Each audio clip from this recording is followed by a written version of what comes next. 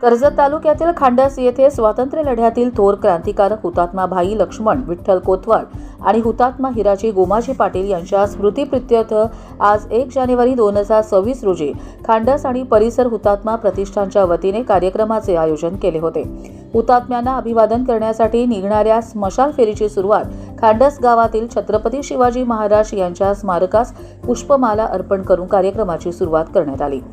यावेळी इतिहास अभ्यासक वसंत कोळंबे तसंच संतोष पेरणे अध्यक्ष कर्जत तालुका आगरी समाज संघटना आणि डॉक्टर रवींद्र मर्दाने प्रादेशिक कृषी संशोधन केंद्र यांच्या शुभ हस्ते पुष्पहार अर्पण झाली। त्यावेळी विजय कोंडिलकर, श्रीकांत हावरे, सुधीर सोनावळे आणि सुभाष मेहता यांसारख्या मान्यवरांचा सहभाग होता। ही रॅली प्रथम खांडस गावात फिरली आणि त्यानंतर खांडस येथून सिद्धगड अशी निघाली। खांडस ते सिद्धगड अशी काढण्यात आलेली क्रांती ज्योत पदयात्रा हुतात्म्यांचे बलिदान व्यर्थ जाऊ नये आणि त्यांच्या विचारांचा वारसा तरुण पिढीपर्यंत पोहोचावा या उद्देशाने या पदयात्रेचे आयोजन करण्यात आले आहे।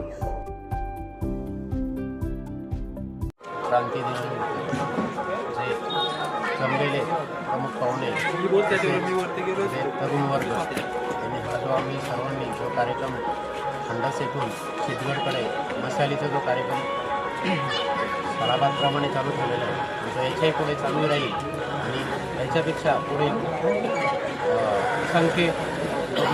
असंख्य तरुण यामध्ये सामील होतील आणि हा कार्यक्रम वेगवेगळी जे काय जसं कसं जमेल तसं त्याप्रमाणे खांडसमधून ही ज्योत सिद्धगड येथे जाण्यासाठी या तरुणांनी जो हातभार लावलेला आहे तो कायम सुरू राहील।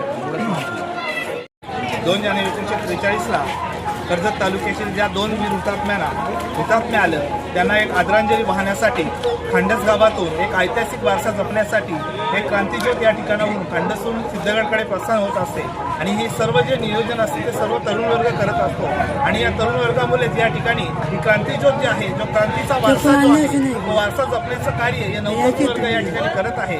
आणि जर पाहिलं तर यामध्ये जास्तीत जास्त क्रांतिज्योत ही घेण्याचं महत्त्वाचं कारण असं की जो वर्ग आता आपण पाहिलं तर मोबाईलची दुनिया आहे परंतु कुठेतरी मोबाईलमध्ये गुंतलेला असतो, परंतु खांडसमधील तरुण जे आहे ते कुठेतरी जो ऐतिहासिक वारसा आहे तो जोपासण्याचा या ठिकाणी प्रयत्न करत आहे आणि तोच प्रयत्न या ठिकाणी खांडसवरून या ठिकाणी आमचं 3रं वर्ष असेल। या 3ऱ्या वर्षामध्ये आज आपण या ठिकाणी खांडसहून सिद्धगडकडे जाणार आहोत।